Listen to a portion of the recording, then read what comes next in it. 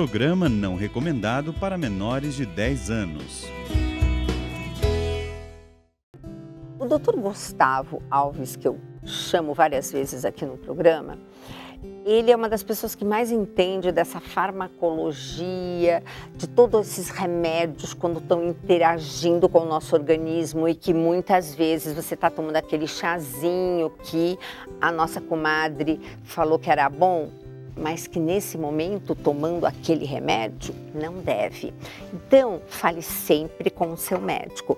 E o Dr. Gustavo vai explicar que tem algumas situações que a gente está achando que está com um problema num determinado local ou passando por uma determinada fase, mas na verdade é o efeito colateral de um medicamento, que quando você parar, vai cessar.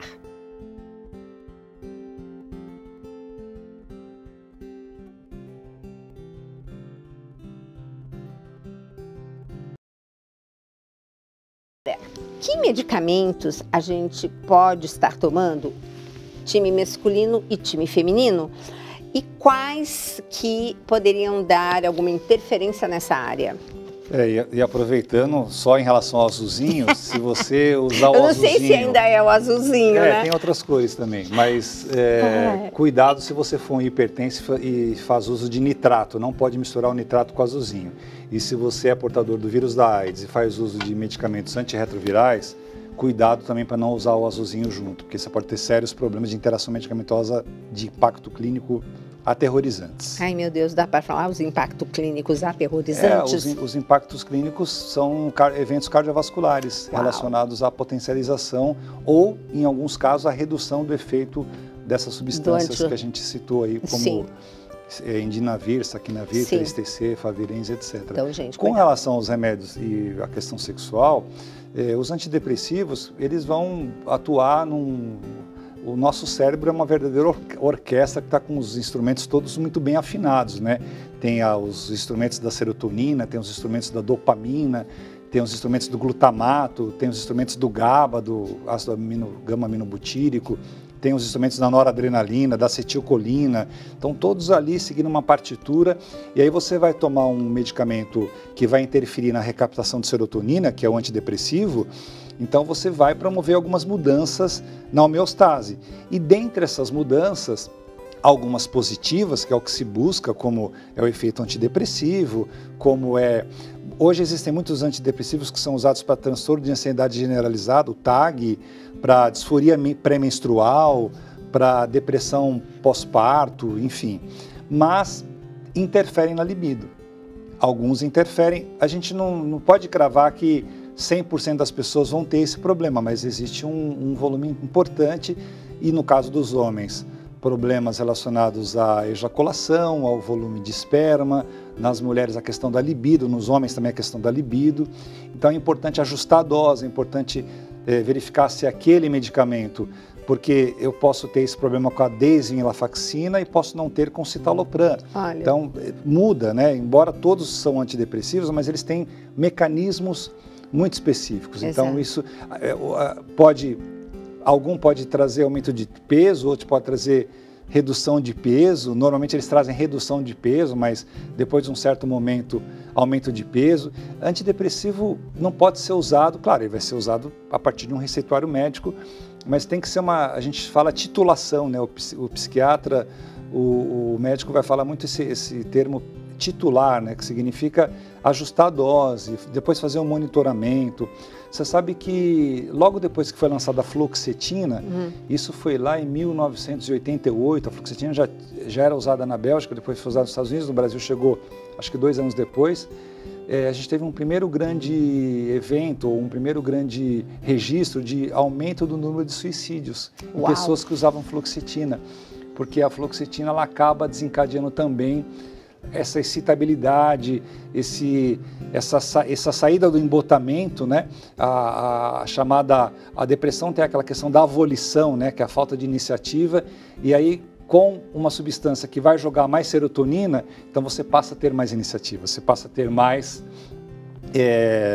vontade, né? Isso está relacionado com eventos de tentativa de suicídio ou autodestruição. Isso que eu lembrei. Porque nós passamos apertado, Roque, eu com uma situação dessas. O uso de... Como é que é o nome daquele remédio que todo mundo gosta para pele? Roacutan? Roacutan. Gente, está na bula. Isotretinoína.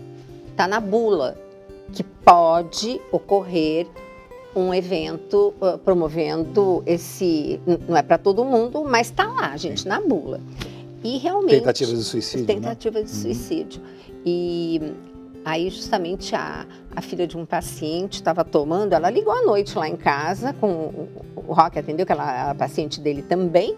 Ela falou assim, estou aqui na janela do 10º andar do meu apartamento. Eu falei, gente, o que é isso? Aí o Roque jogou o telefone para mim, para eu conversar um pouquinho, para ele avisar o pai que arrombou a porta do quarto e levou. É um encorajamento, né? Então, cuidado. Cuidado, a gente tem que ter muita responsabilidade. E existe algum, por exemplo, eu sei que aquele remédio que os homens adoram usar para não cair cabelo também é uma encrenca. Finasterida. Para o time masculino, né? Finasterida é mais uma daquelas histórias que dá para fazer vários programas para falar, histórias incríveis da indústria farmacêutica, porque a finasterida, na verdade, ela vinha sendo desenvolvida como um remédio para hiperplasia benigna de próstata, HPB. Na dosagem de 5 miligramas. Aí, durante a fase clínica, se percebeu que os indivíduos, se percebeu que ela evitava a queda de cabelos, se percebeu o crescimento de pelos, primeiro em animais, depois em humanos, na fase animais pré-clínico, humano clínico. Então, a indústria fez lá a gente chama de patente de adição, ela ajustou a dose para 1 miligrama e começou a ser usado para queda de cabelo. E existe um percentual, eu não lembro agora se é 13%, 15%, mas que pode trazer sim eventos de perda da libido em homens, o uso da finasterida. Tá vendo, gente? Mas é um remédio que não era para ser para isso, né? Não, como é que chama? Off-label? Off-label, né? Aquele também que para parar de fumar, que eram os antidepressivos. Bupropiona, né? Eles começavam como antidepressivo, né? Eles foram usados e perceberam que as pessoas que participaram desse estudo clínico paravam de fumar. A própria sibutramina, que seria um antidepressivo e depois virou um remédio para redução do apetite. Sibutramina para redução do apetite. Viagra foi descoberto por acaso, porque o cientista que descobriu o sildenafil, Louis Narro, né, que é um americano de origem espanhola, ele estava pesquisando um remédio para hipertensão arterial. E aí, acidentalmente, ele percebe que esse remédio inibe uma enzima que os homens têm no pênis e no alvéolo, que é a fosfodiesterase 5, e aí promove o mecanismo de vasodilatação peniana. E aí, aqui no Brasil, 3 anos depois, na Sociedade de Cardiologia do Estado de São Paulo, a SOCESP, certamente o Roque conhece bem, Campos do Jordão, um grupo de médicos brasileiros apresentou um estudo do uso do sildenafil, que é o azulzinho, numa dose menor, para hipertensão pulmonar em recém-nascidos. Então, hoje o SUS compra, hoje é usado a mesma substância do azulzinho, do sildenafil, numa consideração bem menor para recém-nascido com hipertensão pulmonar. Gente. Então são descobertas aí do acaso que a gente... são muitas, né? Como eu te falei, dá para fazer um programa, dá para falar da amantadina, que era um remédio usado para combater a gripe, causado pelo influenza, e hoje é um remédio usado para Parkinson. Eu sempre lembro que a gente não deve julgar as pessoas. Eu nunca me esqueço uma senhorinha que estava no consultório de bastante idade e ela veio com a roupa do lado avesso. E eu pensando, coitadinha, já está trocando tudo, né? No meio da anamnese ela disse assim, doutora, eu tô com a pele tão sensível que eu não tô aguentando a costura da roupa. Não julgue. Ame.